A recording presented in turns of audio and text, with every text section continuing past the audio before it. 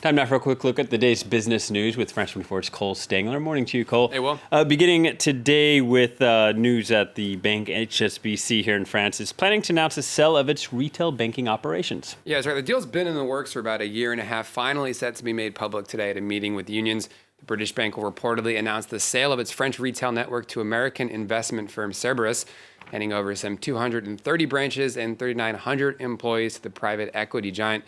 Comes as brick and mortar banks struggle for business, but also as HSBC embarks on a shift to Asian markets.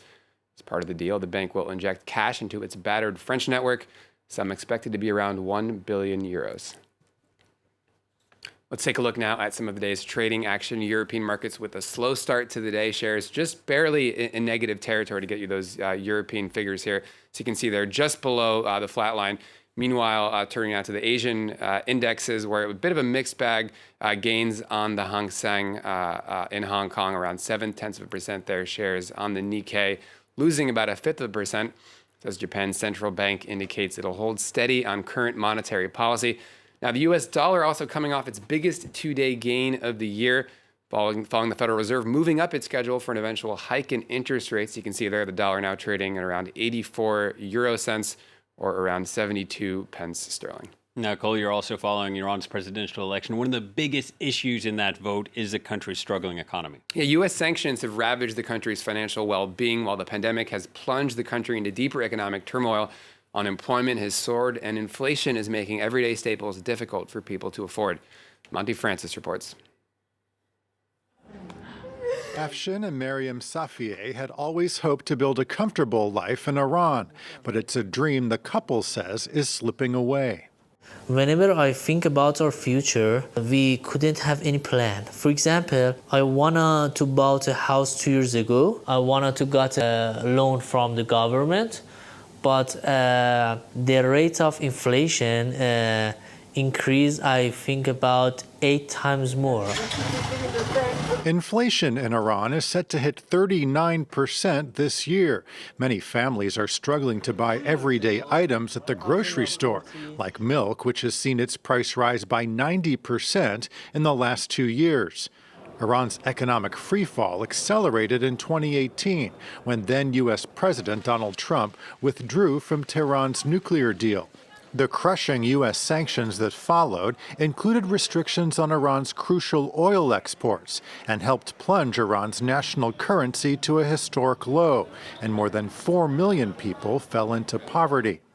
The coronavirus pandemic made matters worse. Official figures put the unemployment rate at 11%, but experts say the real number is almost double that. All challenges for the country's next president, tasked with reforming Iran's largely state-controlled economy. It's a task that partially depends on whether Tehran can agree to a return to the nuclear deal, which would come with the lifting of sanctions, an outcome that remains far from certain. Meanwhile, the Shafiehs and others say their financial survival is hanging in the balance. Well, next up, the UN Secretary General set to be sworn in for a second term today. He's been increasingly worrying about a debt crisis in the developing world. In fact, just yesterday, Antonio Guterres addressed a meeting focused on middle-income nations. I called for financing to help them recover from the COVID crisis, saying their debt should be suspended into the next year. But he also said the international community should do more to address the issue. The mechanism must provide a menu of options, including debt swaps, buybacks, and cancellations. This is the moment to tackle long-standing weaknesses in the international debt architecture, from lack of agreed principles to restructuring that provide too little relief too late. Innovative instruments to allow debt restructuring and meaningful debt reduction can help middle-income countries expand their fiscal space to boost investment and steer a resilient and sustainable recovery from the crisis. And finally, Cole, some news we were discussing in our main bulletin that a new federal holiday has just been approved in the U.S., Juneteenth, and this is also a day that's being celebrated more and more in the private sector. Yeah, President Joe Biden just signing a law to make it a federal holiday recognizing the emancipation of slaves following the Civil War. Juneteenth falls on a Saturday this year, which means it's being celebrated today by federal employees. Unlike the government, though, the U.S. private sector has no guaranteed paid days off, but businesses are starting to offer it as a holiday themselves. Among them, Apple is giving corporate employees the day off, Facebook giving staff the option to have a paid day off.